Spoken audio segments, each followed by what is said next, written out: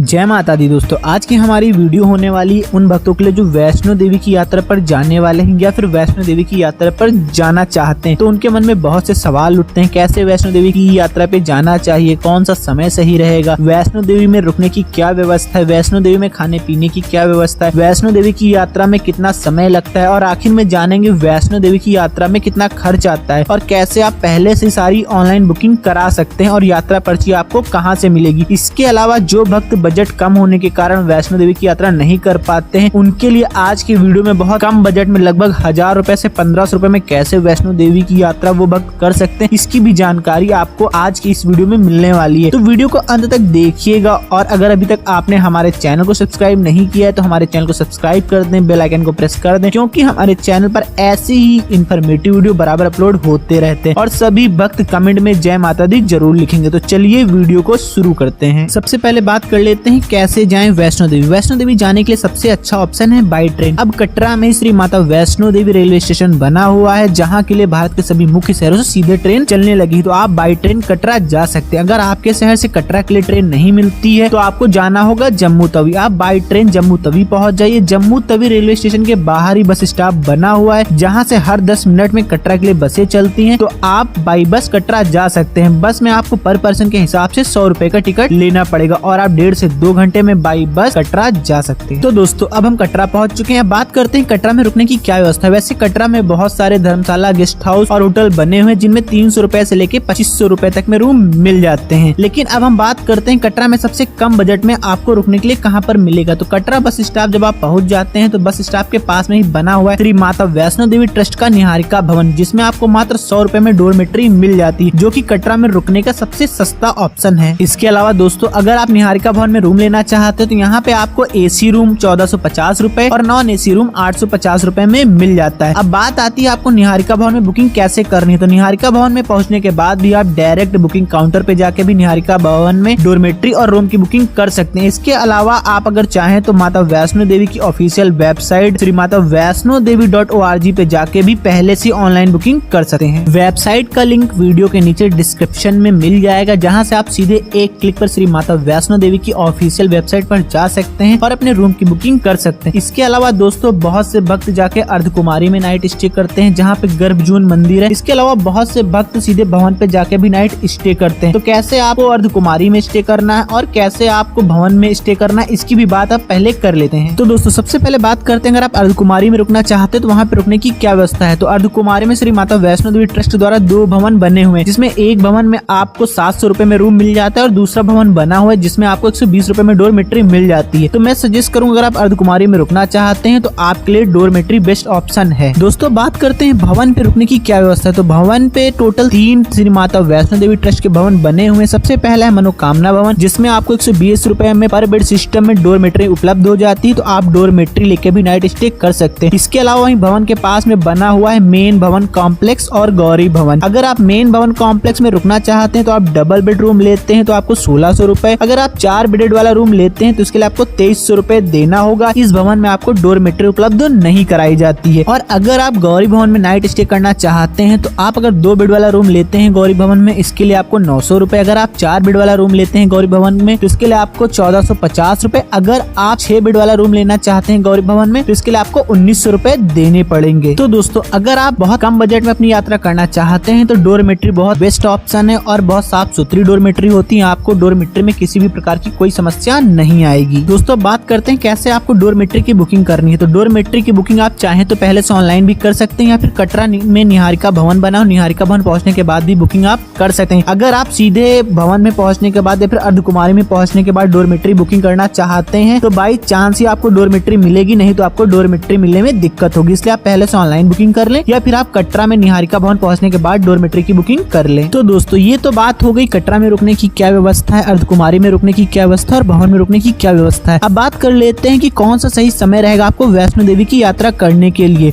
तो साल में 2 बार नवरात्रि पड़ती है, तो इन 2 नवरात्रि पे आपको वैष्णो देवी की यात्रा से बचना चाहिए, क्योंकि इस समय यहाँ पे बहुत ज्यादा भीड़ होती है और मानसून के समय में यहाँ बरसात होती है, तो आप मानसून के समय भी वैष्णो देवी की यात्रा करने से बचना चाहिए। इसके अलावा आप साल भर वैष्णो देवी की यात्रा कर सकते हैं, आपको कोई प्रॉब्लम नहीं होगी। अगर सबसे अच्छे समय की बात करूँ तो अक्टूबर, नवंबर, दिसंबर, जनवरी के बीच में अगर आप अपनी यात्रा प्लान करते हैं वैष्णो देवी की। इस समय वैष्णो देवी यात्रा पे बहुत कम श्रद्धालु आते हैं, इसमें आपको काफी आसानी होगी। दोस्तों बात कर लेते हैं वैष्णो देवी में खाने पीने की क्या व्यवस्था है। तो वैष्णो देवी में बहुत सारे होटल बने हुए हैं जिनमें आपको थाल सिस्टम देखने को मिल जाता है। 50 रुपए से लेके 80 रुपए में थाल सिस्टम मिलता है, जिसमें आपको भरपेट खाना मिल जाता है। अगर सुबह से लेके रात तक खाने की बजट की बात करो तो 150-200 रुपए का खर्च आने वाला है पर पर्सन के हिसाब से खाने पे। तो दोस्तों अब बात कर लेते हैं कैसे आपको वैष्णो देवी मंदिर में जाके दर्शन करना है। अगर आप शाम तक कटरा पहुंचते हैं तो रात में नाइट स्टे आप कटरा में ही कर लीजिए और सुबह सुबह जल्दी उठ के अपनी पैदल यात्रा की शुरुआत कर दीजिए। लेकिन यात्रा करने से पहले आपको यात्रा का अपनी रजिस्ट्रेशन कराना होता है, जिसके लिए कटरा बस स्टॉप पे ही यात्रा काउंटर रजिस्ट्रेशन बना हुआ है, जिसमें आप अपना रजिस्ट्रेशन करा सकते हैं। रजिस्ट्रेशन कराने के बाद आपको बाण गंगा चेक पोस्ट 4 घंटे के अंदर पार करनी होती है। बाण गंगा चेक पोस्ट आप पैदल भी जा सकते हैं और अगर आप चाहें तो कटरा बस स्टॉप से ही ऑटो चलते हैं जो 20 रुपए पर पर्सन के हिसाब से लेते हैं और आपको बाण गंगा चेक पोस्ट तक छोड़ देते हैं। बाण गंगा चेक पोस्ट पे आपके पूरे सामान की चेकिंग होती है, आपकी चेकिंग होती है और आपके साथ जो यात्रा पर्ची आपको दी जाती है उसको स्कैन किया जाता है। इसके बाद यहाँ से 12 किलोमीटर की पैदल यात्रा की शुरुआत होती है। और अगर आप पैदल चलने में असमर्थ हैं या आपके साथ कोई बुजुर्ग है तो यहीं से आपको पिठू पालकी की सुविधा भी उपलब्ध कराई जाती है। अगर आप पिठू से अर्धकुमारी तक जाना चाहते हैं तो इसके लिए आपको 600 रुपए, अगर आप पिठू से सीधे भवन तक जाना चाहते हैं तो इसके लिए आपको 1100 रुपए का चार्ज देना पड़ेगा। और दोस्तों अगर आप पालकी से जाना चाहते हैं तो इसके लिए आपको 5000 रुपए के आसपास का चार्ज देना पड़ेगा। तो दोस्तों अब हम बात करते हैं अपने सबसे सस्ते ऑप्शन मतलब पैदल ट्रैकिंग करते हुए भवन तक जाने के लिए। तो जैसे ही आप बाण गंगा चेक पोस्ट पार करते हैं, थोड़ा सा आगे बढ़ते तो यहीं पे गुलशन कुमार जी का भंडारा चलता है। यहाँ पे आप जाके माता वैष्णो देवी का प्रसाद ले सकते हैं और यहीं से 2 रास्ते हो जाते हैं। एक नया रास्ता बन गया जिसे नया ताराकोट मार्ग कहते हैं और एक वही पुराना रास्ता है जिसपे आपको चरण पादुका और अर्धकुमारी के दर्शन होते हैं, आप भवन तक पहुंचते हैं। जो ताराकोट का मार्ग है वो भी आपको अर्धकुमारी पे ही जाके निकालता है। लेकिन जो ताराकोट का मार्ग है ये 2 किलोमीटर लंबा है। इसमें आपका एक फायदा एक नुकसान है। फायदा आपका ये है कि इस रास्ते पे सिर्फ पैदल यात्री को जाने दिया जाता है और जो पुराना रास्ता है इस पे पालकी घोड़ा खच्चर भी चलते रहते हैं। तो मैं सजेस्ट करूंगा आप पुराने रास्ते से अपना पैदल सफर करें, क्योंकि अगर आप पुराने रास्ते से जाएंगे तो आपको 2 किलोमीटर का सफर कम तय करना होगा। अगर आप नए ताराकोट मार्ग से जाते हैं तो उसके लिए आपको 2 किलोमीटर ज्यादा ट्रैकिंग करनी पड़ेगी।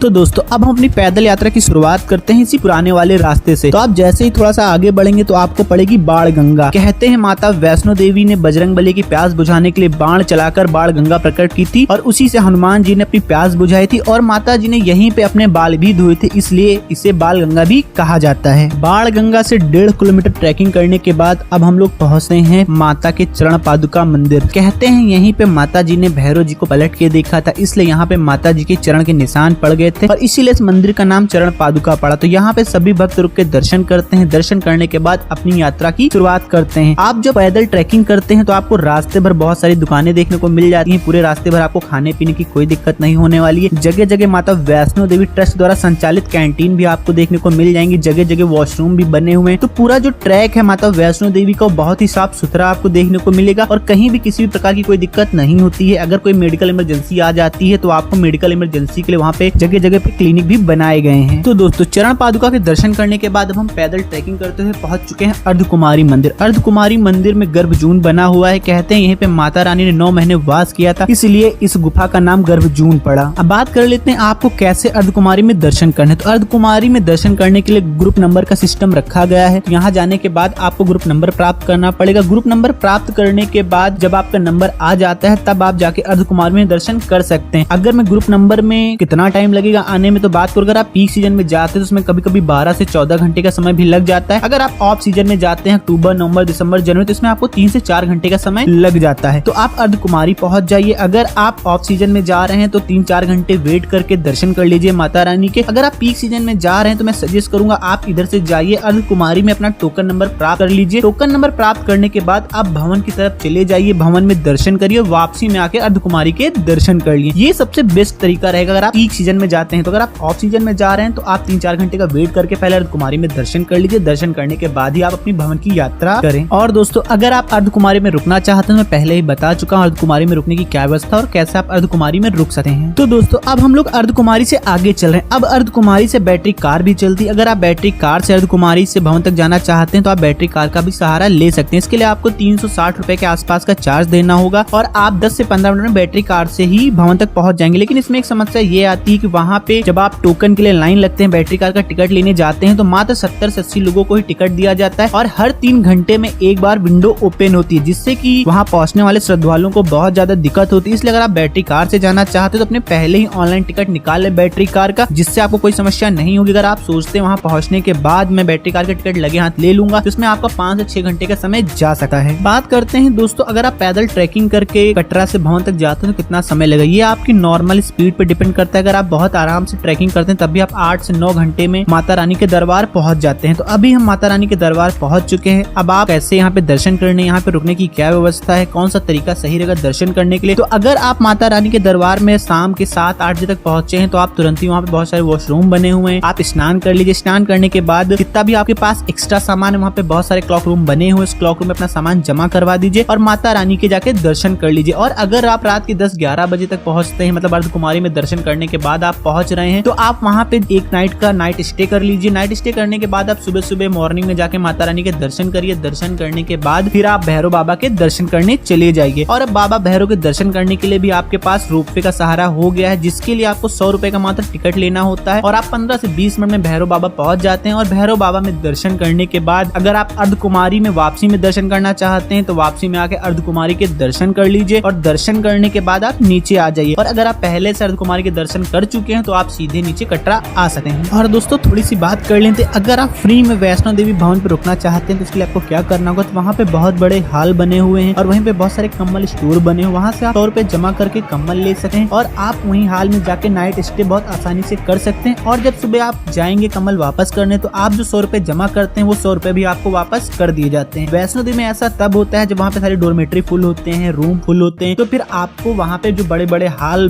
बने हुए हैं तो फिर आप वहाँ पे जाके भी नाइट स्टे कर सकते हैं। तो दोस्तों जब आप वैष्णो देवी की यात्रा पे जाते हैं तो एक नाइट का स्टे या तो आप अर्धकुमारी में बना लीजिए फिर भवन में बना लीजिए, ये आपके लिए सबसे अच्छा तरीका होगा माता रानी के दर्शन करने के लिए। अब बात करते हैं कितना खर्च आएगा, तो मैंने आपसे कहा था कि सबसे कम बजट में बताऊंगा। तो अगर आप बॉयज एंड लड़के हैं, ग्रुप में जा रहे हैं तो आप डोरमेट्री का सहारा लीजिए। आप अगर 3 नाइट का स्टे भी करते हैं तो मात्र 400 रुपए के आसपास में आपका रहने का खर्च हो जाएगा और खाने का खर्च की बात करें तो 450 रुपए के आसपास का खर्च खाने पे आएगा। और अदर खर्च भी अगर हम 500 मान लेते हैं तो लगभग 1500 रुपए में आप वैष्णो देवी की यात्रा बहुत आसानी से कर सकते हैं। और दोस्तों आप वैष्णो देवी की यात्रा करने के बाद जा सकते हैं शिवखोड़ी की यात्रा। अगर आपने अभी तक हमारी शिवखोड़ी यात्रा का वीडियो नहीं देखा है तो आई बटन में जाके शिवखोड़ी यात्रा का वीडियो देख सकते हैं। और आज की वीडियो में बस इतना ही। कैसा लगा आज का हमारा ये वीडियो कमेंट में बताया जरूर। और अगर अभी तक आपने हमारे चैनल को सब्सक्राइब नहीं किया तो हमारे चैनल को सब्सक्राइब कर दें, बेल आइकन को प्रेस कर दें, क्योंकि हमारे चैनल पर ऐसी ही यात्रा से जुड़े हुए इन्फॉर्मेटिव वीडियो बराबर अपलोड होते रहते हैं। और सभी भक्त कमेंट में जय माता दी जरूर लिखेंगे। मिलते हैं आपसे नेक्स्ट वीडियो में, तब तक के लिए जय माता दी। Subscribe now